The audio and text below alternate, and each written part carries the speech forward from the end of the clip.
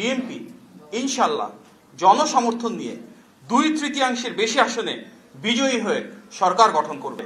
নির্দিষ্ট কিছু আসনে নির্দিষ্ট কিছু প্রার্থীকে বিজয়ী করে আনার জন্য এক ধরনের ইলেকশন ইঞ্জিনিয়ারিং আজকে হয়েছে।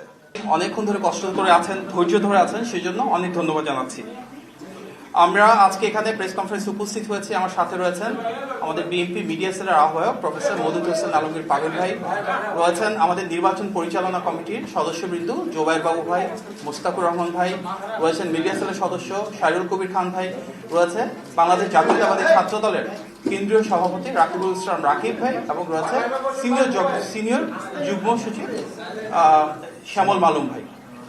আমরা আজকে এখানে সমবেত হয়েছি সারাদিনের যে আপডেটটুকু আছে সেটি খুব সংক্ষিপ্ত পরিসরে আপনাদের সামনে উপস্থাপনের জন্য। আপনারা ইতিমধ্যে অবগত আছেন যে বিএনপি চেয়ারম্যান আমাদের নেতা জনাব তারেক রহমান তার 2টি নির্বাচনী আসন বগুড়া 6 এবং ঢাকা 17-তে ইতিমধ্যে বেসরকারিভাবে বিজয়ী হয়েছে, আলহামদুলিল্লাহ। আপনারা আরো অবগত আছেন যে গতকাল রাত থেকে আমাদের রাজনৈতিক প্রতিপক্ষ বিভিন্ন ধরনের কারচুপি, জালিয়াতি, কেন্দ্র দখল সহ নানা অপরাধে সম্পৃক্ত ছিল।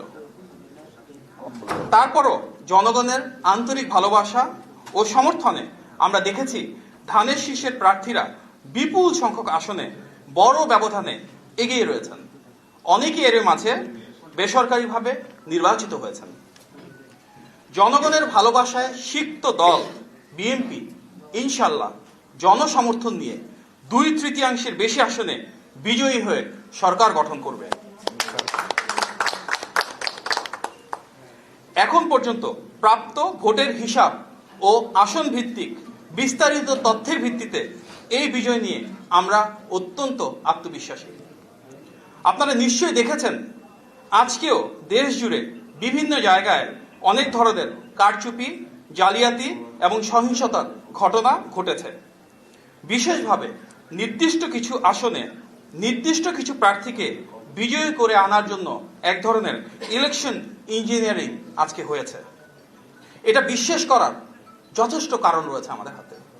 যদি উদাহরণ দিই, শুধুমাত্র ঢাকা শহরে ঢাকা 8, ঢাকা 11, ঢাকা 13, ঢাকা 16 সহ বেশ কিছু আসনে ভোট গণনা এবং ফলাফল ঘোষণায় উদ্দেশ্য প্রণোদিতভাবে বিলম্ব করা হয়েছে, বিলম্ব করা হচ্ছে।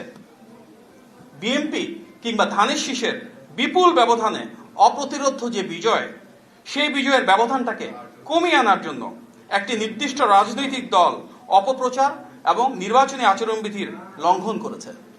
ফলে নির্দিষ্ট কিছু আসনে এই ইলেকশন ইঞ্জিনিয়ারিং হয়তো পরাজয়ের ব্যবধানটা কমিয়ে আনছে এবং দেশব্যাপী ভোটারদের স্বতঃস্ফূর্ত অংশগ্রহণকে কিছুটা ব্যাহত করেছে।